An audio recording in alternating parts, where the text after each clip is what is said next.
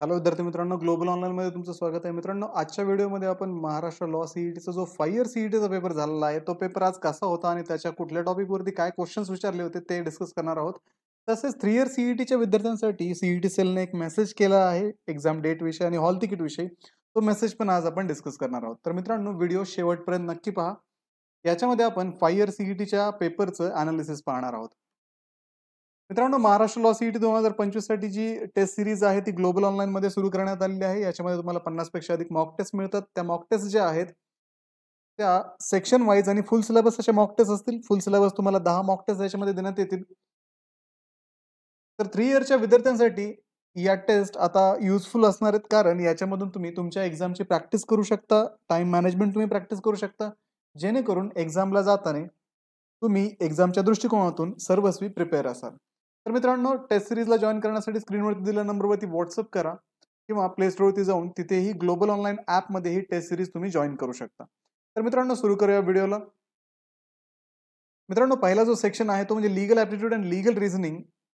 तर आमच्या विद्यार्थ्यांना मी आतापर्यंत जे विचारलं त्याच्यामधून त्यांनी काही गोष्टी, काही प्रश्न त्यांनी सांगितलेत, त्याच्यानुसार आपण हे डिस्कस करणार आहोत.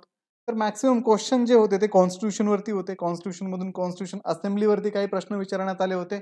तसेच आर्टिकल्स वरती सुद्धा काही प्रश्न विचारण्यात आले होते, जसं की आर्टिकल 14, आर्टिकल 21, आर्टिकल 17 वरती एक प्रश्न होता. Principle and fact based question सुद्धा इथे विचारण्यात आले होते. तर विद्यार्थी मित्रांनो, जसं की तुम्हाला माहिती आहे, मागच्या आठवड्यामध्ये मी पूर्ण आठवडाभर संध्याकाळी 5ला जे लाईव्ह लेक्चर घेतलं होतं, त्या लाईव्ह लेक्चरमध्ये आपण principles and facts based question जे होते ते डिस्कस केले होते. त्यानुसारच क्वेश्चन आजच्या एक्झाममध्ये आले होते. त्यामुळे विद्यार्थी मित्रांनो, लक्षात ठेवा, कॉन्स्टिट्यूशनवरती तुम्हाला आता फोकस करायचा आहे. जे विद्यार्थी 3 इयर सीईटी देत आहेत, अशा विद्यार्थ्यांसाठी हे महत्त्वाचं आहे. कारण याच्यावरनं तुम्हाला कळणार आहे की सीईटी सेल यावर्षी कुठल्या टॉपिकवरती फोकस करते.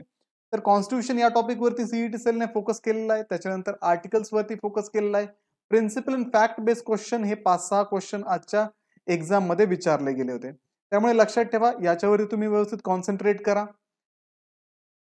त्यानंतर इंग्लिश सेक्शन मधून आयडम, सिनोनिम अँड अँटोनिम याच्यावरती 8 ते 9 प्रश्न विचारण्यात आले होते. पॅसेजेस जे होते ते फार इझी प्रकारचे पॅसेजेस विचारले गेलेले होते. त्यामुळे मित्रांनो, या टॉपिक वरती व्यवस्थित तुम्ही लक्ष केंद्रित करा. लॉजिकल अँड अनालिटिकल रिझनिंग या विषयावरती डिस्कस करायचं झालं तर डाईस या टॉपिक मधून कुठल्याही प्रकारचा प्रश्न विद्यार्थ्यांना आलेला नव्हता.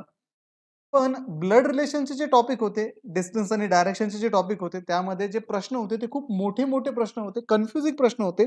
पण प्रश्न सोपे होते. जर व्यवस्थित इथे लॉजिक लावून सॉल्व्ह केलं तर प्रश्न इझी होते, फक्त ते कन्फ्यूज करणारे होते. त्यामुळे लक्षात ठेवा विद्यार्थी मित्रांनो, 3 इयर सीईटी वाल्यांनी लॉजिकल अनालिटिकल रिझनिंग मध्ये व्हरायटी ऑफ क्वेश्चन सॉल्व्ह करायचे, जेणेकरून तुम्हाला एक्झामच्या वेळेस कुठल्याही प्रकारचा प्रश्न आला तर तो इझिली सॉल्व्ह करता येईल.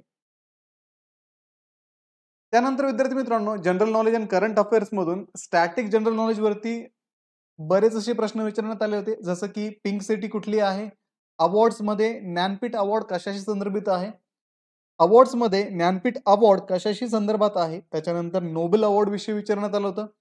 State with the highest population म्हणजे 2011च्या लोकसंख्येवरती पण प्रश्न विचारण्यात आले होते. तुम मुझे खून दो मैं तुम्हें आजादी दूंगा, हे जे स्लोगन आहे हे कुणाचं आहे, हा एक प्रश्न त्याच्यामध्ये होता.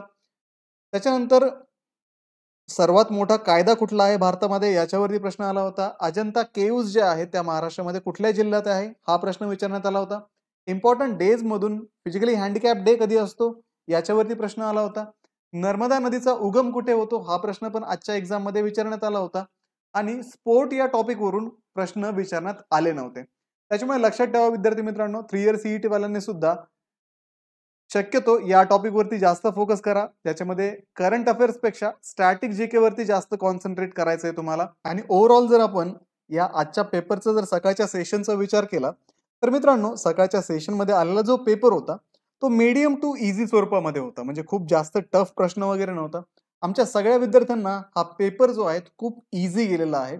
आणि बहुतेक जे प्रश्न होते ते ग्लोबल ऑनलाईनच्या युट्यूब व्हिडिओमध्ये असतील किंवा मुलांना दिलेल्या क्लास नोट्स मध्ये असतील, त्यातूनच बरेचसे प्रश्न विचारण्यात आले होते.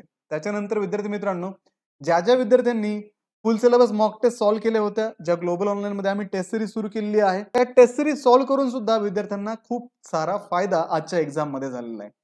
त्यामुळे विद्यार्थी मित्रांनो, आता जे विद्यार्थी 3 इयर सीईटी देतात अशा विद्यार्थ्यांसाठी ही गोष्ट महत्त्वाची आहे, की तुम्हाला लॉजिकल एंड एनालिटिकल रिझनिंग वरती जास्त फोकस करायचा आहे. त्याच्यामध्ये व्हरायटी ऑफ क्वेश्चन सॉल्व्ह करायचे. जनरल नॉलेज आणि करंट अफेअर्समध्ये स्टॅटिक जीके वरती जास्त फोकस करायचा आहे. त्याच्यानंतर मॉडर्न हिस्ट्रीमध्ये पण क्वेश्चन आले होते. लीगल ॲप्टिट्यूडमध्ये कॉन्स्टिट्यूशन वरती फोकस करा. आणि प्रिन्सिपल अँड फॅक्ट बेस्ड क्वेश्चनवरती जास्त फोकस करा. ठीक आहे. तर अशा पद्धतीने तुम्हाला तुमच्या स्टडीचा प्लॅन 3 इयर सीईटी वाल्यांना करावा लागणार आहे. तर विद्यार्थी मित्रांनो, हे होतं 5 इयर सीईटीच्या मॉर्निंग शिफ्टचं एनालिसिस. तर 3 इयर सीईटीसाठी एक मेसेज सीईटी सेलने रिलीज केलेला आहे. त्या मेसेजमध्ये सांगण्यात आलेलं आहे, की 3 इयर सीईटीचे जे हॉल तिकीट आहे ते 2 वाजता डिस्प्ले होणार आहेत आणि त्याच्यानंतर जी एक्झाम आहे ती 2 आणि 3 तारखेला असणार आहे. तर विद्यार्थी मित्रांनो, 3 इयर सीईटीचं जे नवीन नोटिफिकेशन आलेलं आहे, त्या नोटिफिकेशननुसार आपली जी एक्झाम असेल 3 इयर सीईटीची ती 2 आणि 3 तारखेला म्हणजे 1 दिवस अगोदर प्रीपोन करण्यात आलेली आहे. 2 आणि 3 तारखेला ही एक्झाम असणार आहे आणि हॉल तिकीट जे आहे ते 2 वाजता आज सीईटी सेल रिलीज करणार आहेत.